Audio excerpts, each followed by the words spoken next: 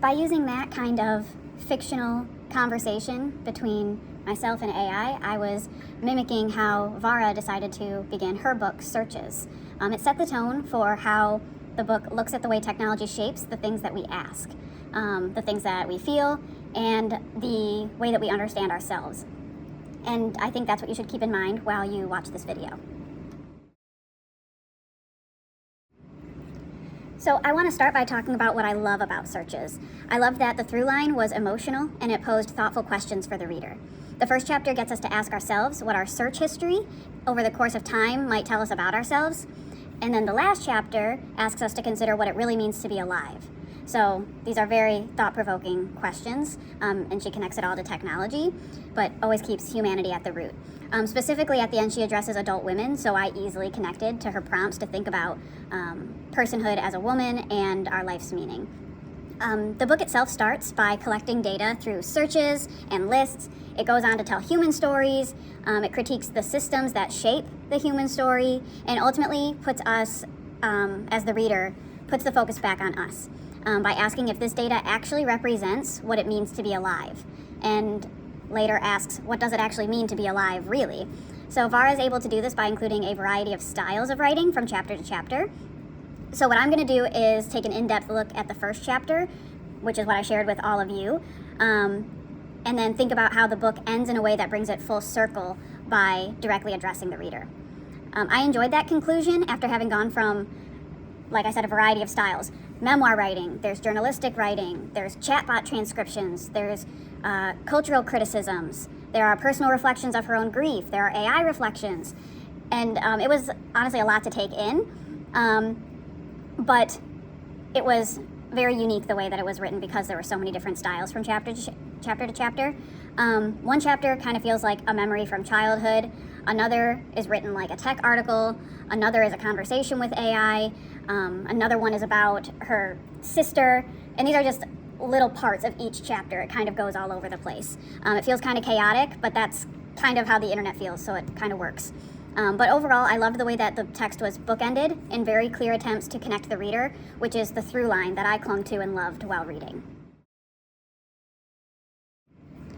So like I said, with all the different styles of writing that go into the 16 chapters of this book, it's a little difficult to summarize the key points of the book as a whole without looking at each chapter independently. And I'm going to dive into each of those styles throughout this video. But overall, the entire book weaves in the human experience with the vast array of ways that technology has integrated itself into our lives through actual search inquiries, us as consumers, growing up as technology grew, communication issues, photos from school. She uses business jargon. She talks about AI's creativity, our reliance on unethical services. And she shows all these things in many ways. Some are creative, some are formal, like actual index-like pages, and how algorithms categorize us. But ultimately, all of this is meant to reflect the complexity of living alongside technology. So Vara is weaving together that human experience with how technology has become inseparable from our lives. And so much of what I read in Searches was relatable not only in a personal way, but also aligned with the ideas that we've discussed across multiple texts in our class this semester. For this presentation, like I said, I'm going to be focusing on chapter 1 that I shared with all of you because it serves as the emotional and the conceptual foundation of the entire book. One of the strengths of Searches is that variety of styles that are from multiple perspectives that are bookended with humanness. The variety of styles ultimately encapsulate our humanity and our curiosity, whether in the questions for which we seek answers or in how we can be viewed for those curiosities. And that's when she uses those search queries, lists, catalogs, data. Another style of writing to encapsulate this experience of our human lives in a digital form. She tells in a memoir-ish style through childhood memories, her relocation, how she moved, early internet, which I related to as a 90s kid, and how familial structures played a part in all that. She talks about the system that surrounds our humanity and our digital lives. She does this through journalism, by talking about tech giants, by talking about political change. Another style that she uses to describe this whole experience focuses on how AI entangles those ideas of actual humanness blurred with AI. So she does like an autobiographical writing of her grief, an AI analysis of grief, and ChatGPT transcriptions. Again, this is all showing how machines and humans come together in a way. And one last way that she uses a variety of styles throughout this book is to talk about human restoration. So like, how can we veer away from AI and focus back on ourselves? So she veers away from AI in her writing, literally, and puts it back on us as readers through the critique of technology. And she has a call to action for our voices, and it just serves as a direct invitation to the reader. I do want to acknowledge the weaknesses, or the however, of the book. I think the variety of changes in writing style, although it's something that I loved about it, and I do think that it can play to its strengths and all the various topics that are covered within humanity and technology, like I went over. It also can be kind of confusing, and it can be a little bit of work for the reader. The form itself is very experimental, which is admirable and something that makes the book interesting, but what is meant to essentially mirror the evolution of our human lives in the digital age can either enhance the emotional through line of the book, which I love, or it can distract from that emotional through line. It depends on who's reading it. Something that helps these many changes throughout the book are the in-between pages. So there's almost like interludes throughout the book that help guide the reader from one idea to the next. They're kind of like they're very meta analyses, which again, even that can be helpful or more confusing depending on who's reading it. Those commentaries mostly try to help the reader reflect on the main themes of the chapter. So for example, chapter 12 has one of the interludes. The chapter itself is called Resurrections, and the interlude at the end, or the transition, the commentary, is all about the rhetorical strategies and its attempt to bridge a gap between a big picture of culture and the specifics of the author's personal loss. But I do think it is meant to help us go from descriptive and vivid voices to observational and analytical voices, from a candid and intellectual tone to a vulnerable and self-critical tone. The styles, tones, everything goes all over the place. Talking about personal anecdotes, the AIM chat rooms, AI conversations, search engines, there's short sentences, there's political commentary, there's descriptions of her sister's own internet photos, there's descriptions of the ethics of AI, all over the place, but ultimately rooted in the human experience. As we are users of technologies, it's just framed in a bunch of different ways, which I ultimately found to be illuminating and incredibly creative. But honestly, there were times that I did have to put the book down and let it resonate with me before moving forward, because I could get whiplash from going from one style to another.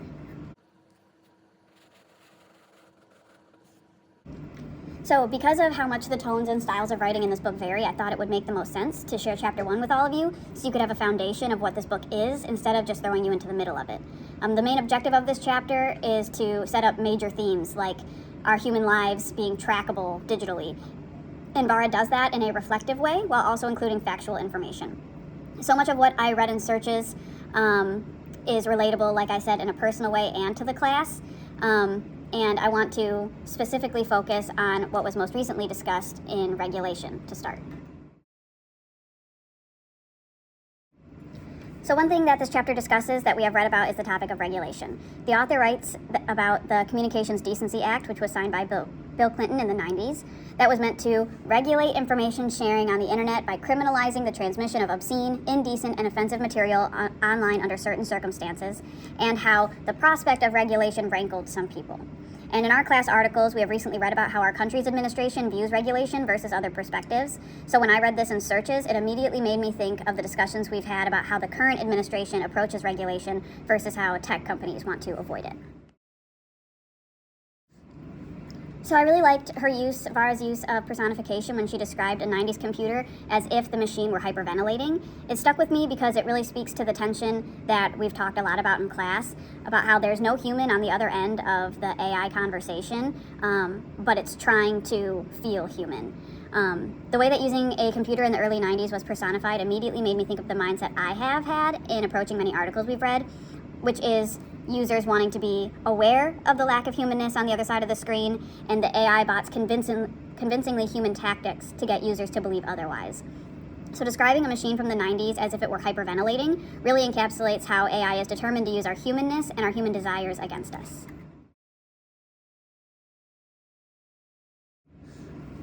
So Vara comments on that concept of human desire, our desire as humans to want to be seen and appreciated as unique without feeling othered.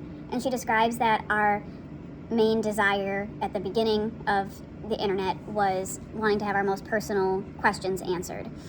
And she describes feeling fated to be a social outcast in Canada, and she said that she felt that AOL was the most exciting invention she had ever seen in her life. And what was interesting to me is that when I first read this, I thought invention actually said invitation, which is a human thing. So I kind of thought that showed the overlap between what AI can provide versus what humans receive it as.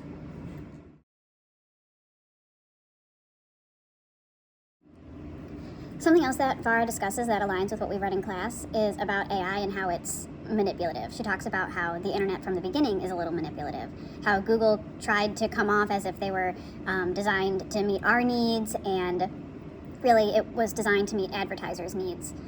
She talks about in 17 magazine there was a chat room that she would be a part of, and there was a certain persona named Hot Girl Chloe, and she talked about being really excited when this persona responded to her, but then she also felt like really betrayed when she realized that that person wasn't exactly who they said they were. And so she makes a connection between that and like the beliefs that Google put out there. So essentially, we want to believe that Google ranked their results objectively to serve us, but really they rank it based on the advertisers' needs and how it's all for business.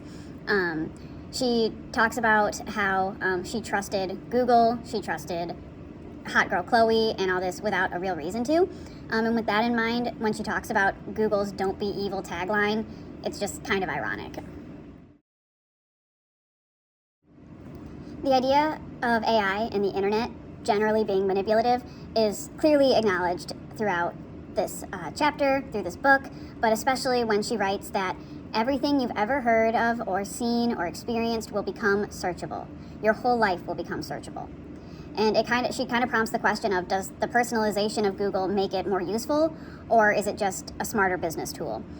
She says that, of course, our search histories are monetizable, as it essentially creates a database of desires, needs, wants, and preferences, and serves as surveillance capitalism.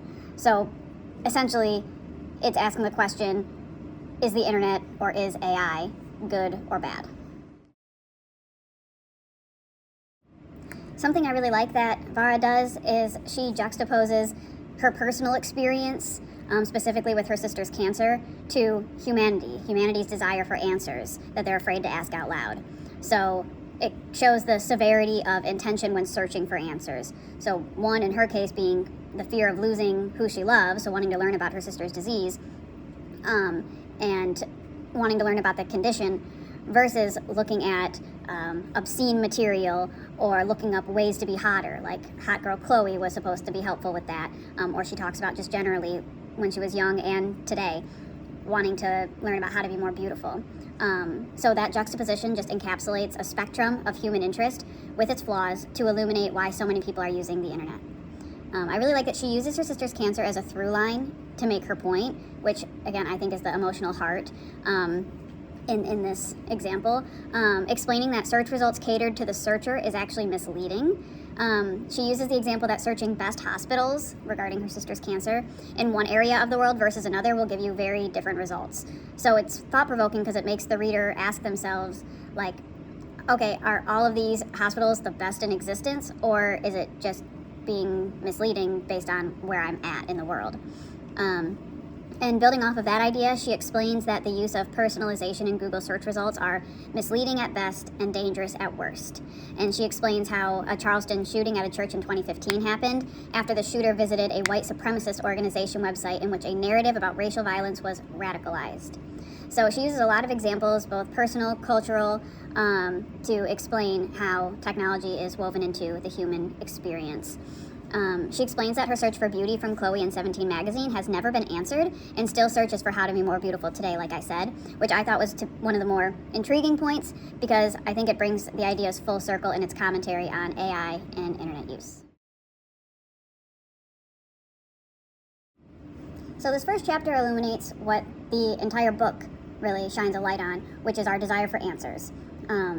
And it's the origin of reasoning that she discusses for the internet's popularity, and explains that search for answers was actually a search for content, a desire for content. And so the human focus that is maintained throughout this book makes it one that I would recommend. Even though, the various styles and how it jumps all around, it can be confusing, or it can be really interesting depending on who's reading it, like I said. But ultimately, I think what makes the book matter is the root of it all, which is that it's focused on humanity and what the internet reveals about us, and not just simply about the internet or AI itself.